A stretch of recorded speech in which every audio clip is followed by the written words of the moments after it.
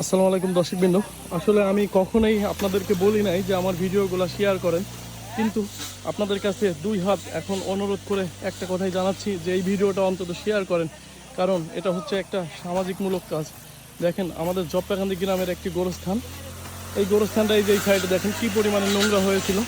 আমাদের যুব সমাজের উদ্যোগে এই গোরস্থানটা এখন সুন্দর করে পরিষ্কার করা হচ্ছে।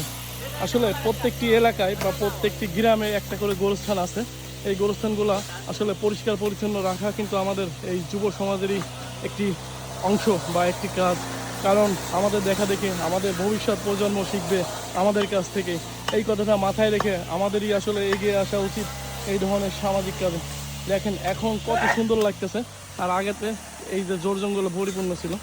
এই যে দেখেন এই যে কবরগুলো অলরেডি ভেঙে গেছে, এগুলো হচ্ছে পরবর্তীতে সংস্কার করা হবে। তা এই ভিডিওটা আপনাদের উদ্দেশ্য করেই বলতেছি, এই ভিডিওটা প্রচুর পরিমাণে শেয়ার করে দিবেন আপনারা, কারণ আমাদের দেখা দেখেই বা এই ভিডিওটা দেখেই একজন অনুপ্রাণিত হয়ে হয়তো তাদের কবরস্থান, যেটা আমাদের শেষ ঠিকানা হবে, সেই জায়গাটা যাতে পরিষ্কার পরিচ্ছন্ন রাখতে পারে। ধন্যবাদ।